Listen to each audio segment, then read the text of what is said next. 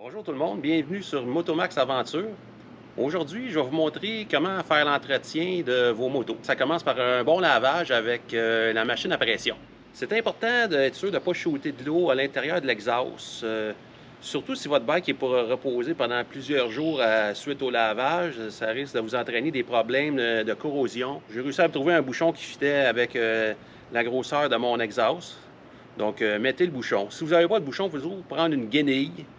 Ou bien non, en finissant votre lavage, si vous n'avez rien pour protéger l'exhaust, assurez-vous de partir votre bike, allez faire une petite ride avec, ou laissez-le réchauffer comme il faut, comme ça va permettre de toute la condensation qui a pu entrer à l'intérieur de l'exhaust de s'évaporer. Une autre chose à éviter, ça serait de passer proche des fourches puis de faire entrer de la saleté à l'intérieur des joints de votre suspension. Par la suite, si vous faites ça, vous risquez des problèmes là, de fuite au niveau des joints de fourche. Donc, j'installe mon petit bouchon, puis je vais commencer mon lavage.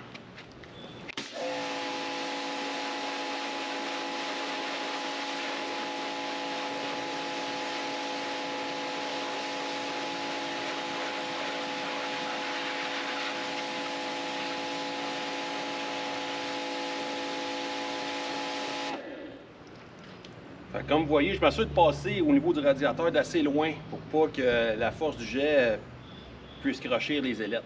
Un point où j'aime m'attarder, c'est au niveau des étriers de frein pour m'assurer que nettoyer le plus possible toute la crasse qui aurait pu s'accumuler là-dedans. Au niveau de la chaîne aussi, si vous remarquez, je passe quand même un petit peu sur la chaîne, mais pas trop proche pour pas vraiment faire rentrer toute la crasse dans les O-rings de la chaîne. Ça, c'est aussi important. Plus tard, le nettoyage de la chaîne, ça va être une autre étape. On va s'attarder spécifiquement à la chaîne. Ça, je nettoie ça manuellement avec du diesel puis une guenille.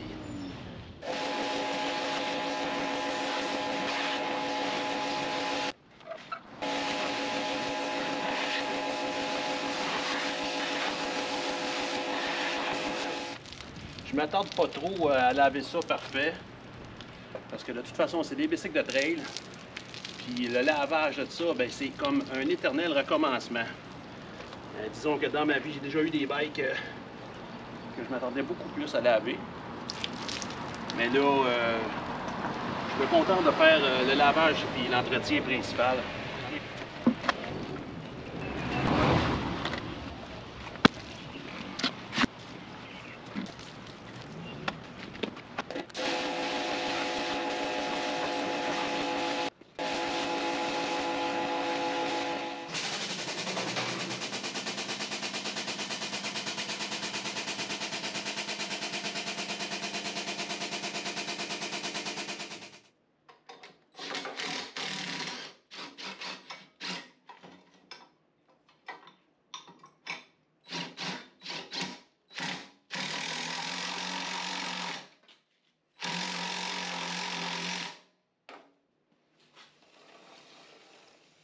Là, on est rendu à faire l'entretien de la chaîne.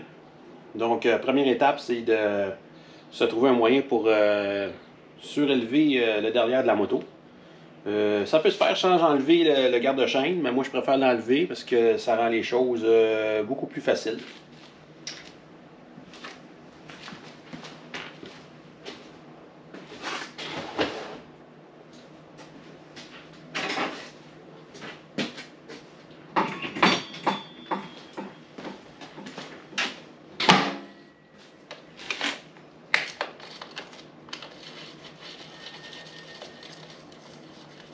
C'est un bike qui est quand même simple à travailler, un DRZ 400, ça fait comme 20 ans qu'ils font ce bicycle-là et plus. Ça prend un tournevis étoile pour enlever le garde-chaîne. C'est juste deux bottes à enlever, c'est quand même vite fait.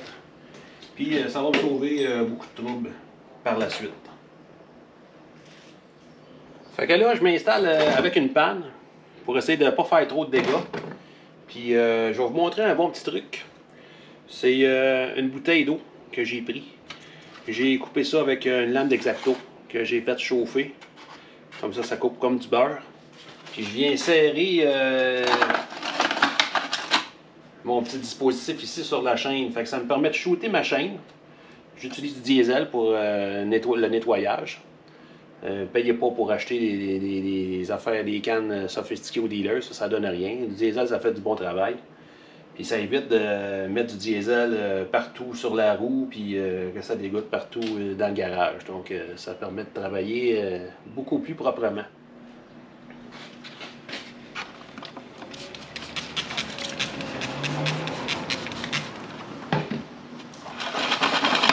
Le diesel, ça ne coûte pas grand-chose, donc j'y vais généreusement. Cette opération-là, j'ai fait ça dans le passé pendant des années avec du WD-40. Jusqu'à temps que j'ai entendu dire que le WD-40 pouvait être dommageable pour les O-rings de la chaîne. Depuis ce temps-là, j'ai utilisé le diesel. C'est bon de se prendre un point de repère où est-ce qu'on commence. Essayez de vous faire une marque sur la chaîne avec, je sais pas, une petite trace avec une lime ou avec un crayon quelconque là, qui ne partira pas facilement. Ça évite de faire 3 fois le tour pour rien.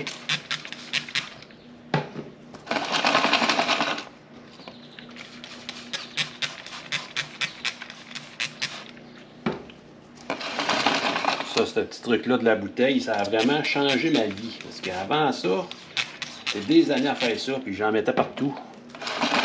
Puis c'était comme tout était cochonné.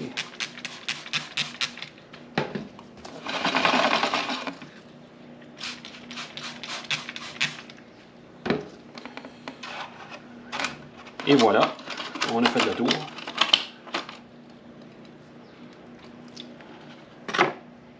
Il reste à essuyer ça avec une guenille propre.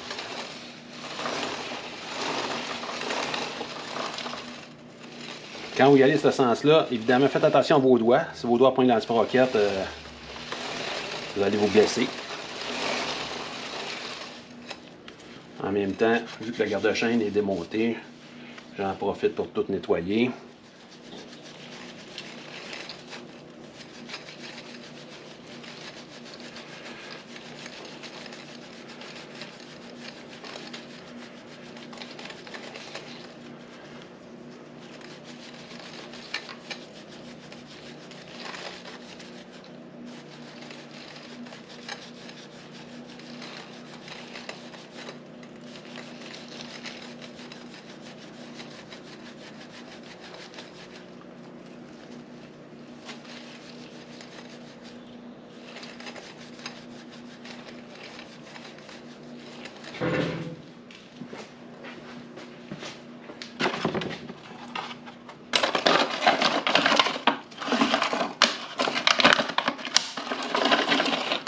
Fait que ça, c'est un premier nettoyage.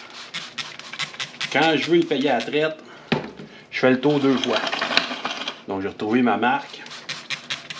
Je reprends ça généreusement avec du diesel pour un deuxième nettoyage. Après ça, je vais considérer ma chaîne comme propre.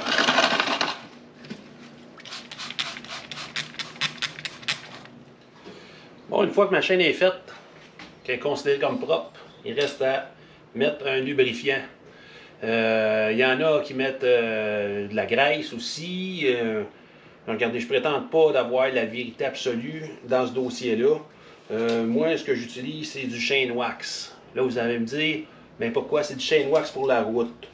Oui, parce que j'utilise la même chose pour mon bike de route que pour mes bikes off-road. Je trouve que celui pour la route, il fait plus propre. Il a moins tendance à cochonner ma roue puis mon soigneur quand je roule.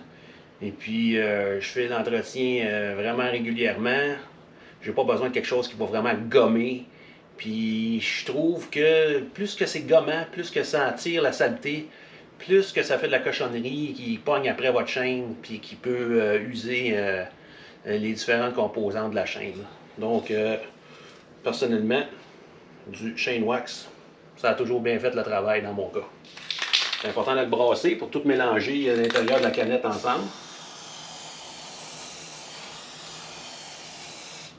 Et puis ça donne rien de s'attarder d'en mettre dans le milieu de la chaîne. Là. Je vais filmer ça d'un peu plus proche. J'en mets vraiment à gauche puis à droite de la chaîne au niveau des O-rings.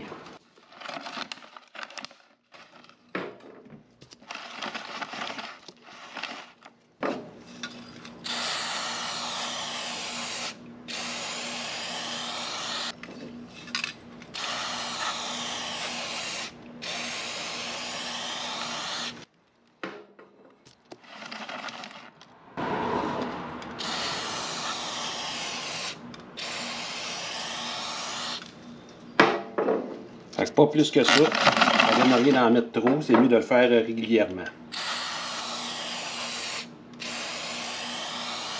Là, il y en a qui vont me dire c'est mieux d'en mettre du côté intérieur de la chaîne parce qu'en tournant, le liquide lui, va avoir tendance à s'en aller partout dans la chaîne. Oui, je vous l'accorde logiquement, ça serait mieux. Sauf que je peux pas installer ma bouteille comme du monde si je veux faire cette technique-là. Je vais en mettre partout sur ma table. Ça va voler partout, que vous soyez dans la rue, dans un parking de chambre d'hôtel, n'importe où. Écoutez, d'après moi, ça ne fait pas grande différence. Fait que je l'ai toujours fait ça comme ça. Ça a toujours bien marché pour moi. Donc, je vais continuer de cette façon-là, probablement pour le restant de ma vie. Parce que ça va bien comme ça.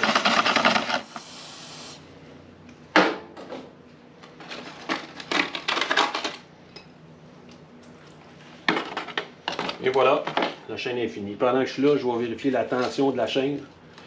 Une chaîne, ça doit avoir à peu près 3 doigts de distance quand on vient se placer au niveau de la roue. Donc, c'est bon de vérifier la tension de la chaîne à plusieurs endroits.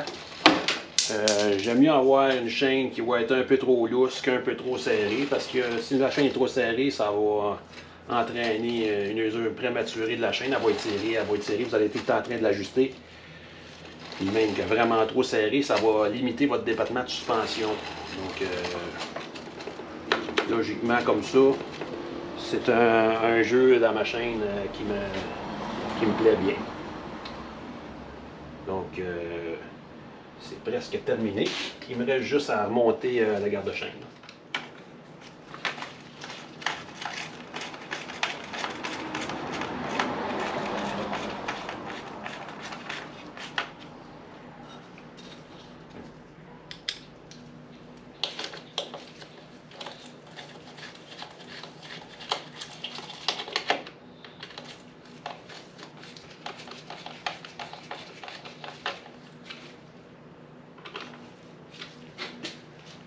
Et voilà, c'est comme ça que je fais mes chaînes.